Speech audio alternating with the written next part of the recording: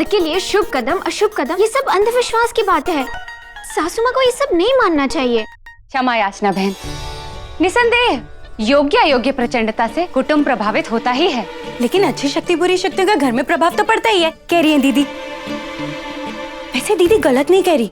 हमारे मौसी के गांव में एक भैंस थी, वो जब भी बछड़ा देती थी गांव के सारे बच्चे फेल हो जाते थे। ये सब सिर्फ इत्तेफाक है जिसे हम अंधविश्वास बना लेते हैं और ये बाबा लोग उसी का फायदा उठाते हैं।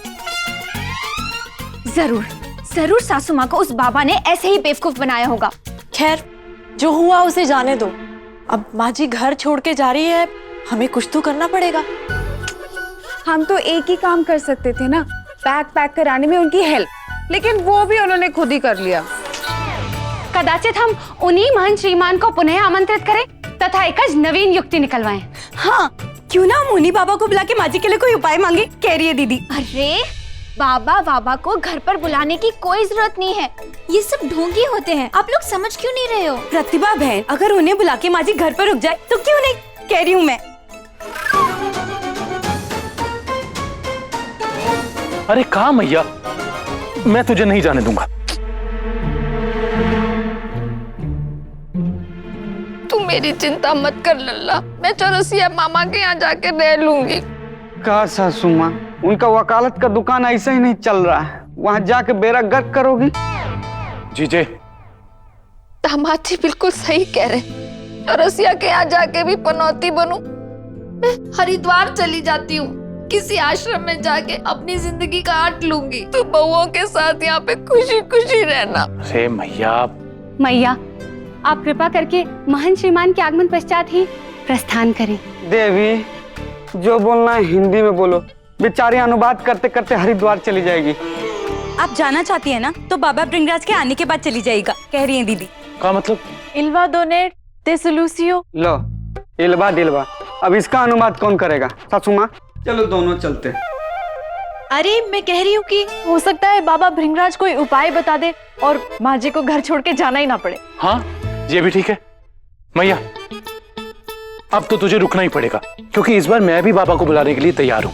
जीजे बाबा को बुलाओ। लेकिन मेरा कहना तो ये है, हमने पहले से ही बाबा की बात मानी ही क्यों? मैंने नहीं मानी प्रतिभा, मैया ने मानी थी, लेकिन बाबा की बात मानकर अगर मैया घर से नहीं जाएगी तो मैं भी बाबा की बात मान लूंगा।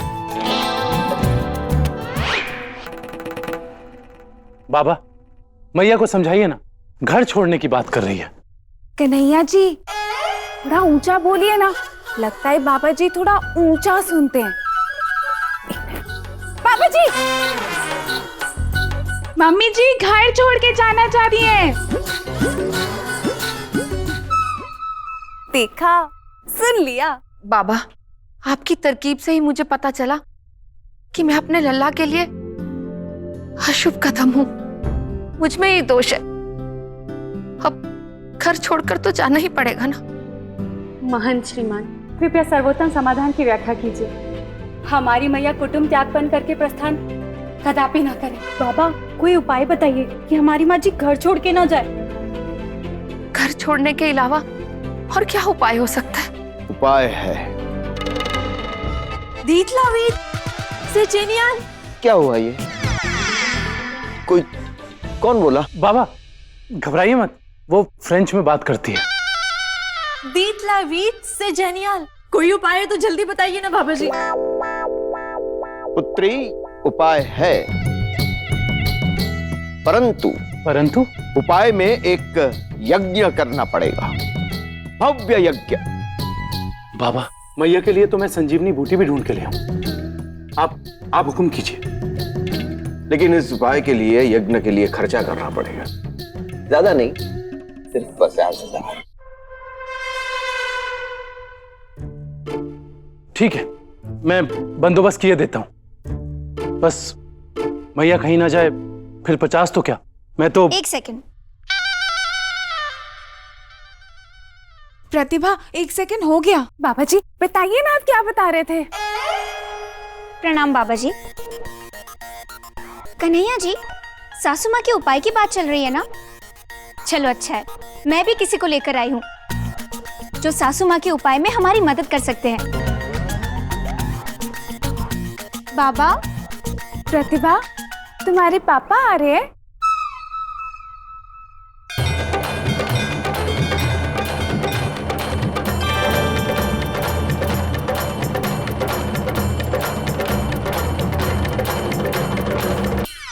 पधारिए।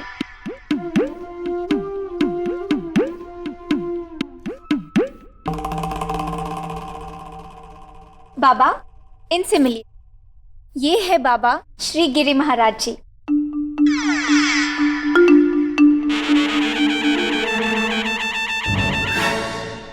लेकिन प्रतिभा, सासू माँ, मैंने सोचा जैसे बीमारी में हम दूसरे डॉक्टर से भी सलाह लेते हैं, तो क्यों ना आपके उपाय के लिए भी भृंगराज बाबा के साथ साथ किसी और बाबा की भी सलाह ली जाए। इसीलिए बाबा, जरा विचार करके उपाय बताइए ना प्लीज। पुत्री, उपाय बताने से पहले मैं ये देखना चाहता हूँ कि क्या सच में तुम्हारी माता श्री दोषी है? मतलब हमारे तरीके से ज्ञात हुआ है कि कन्हैया के जीवन में जो समस्या है उनके माताश्री की वजह से ही है। हाँ बाबा, वही पक्का करना चाहता हूँ भृंगराज बाबा।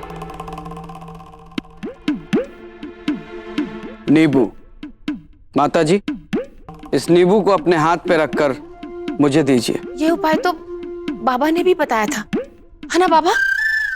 एक बार और पुष्टि कर लेते हैं।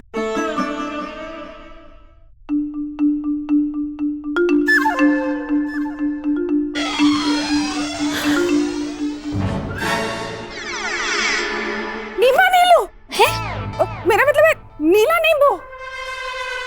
नींबू नीला पड़ गया, यानी आप दोषी हैं। बाबा सही कह रहे थे, लेकिन हो सकता है कि आपके अलावा भी इस घर में और भी व्यक्ति दोषी हो।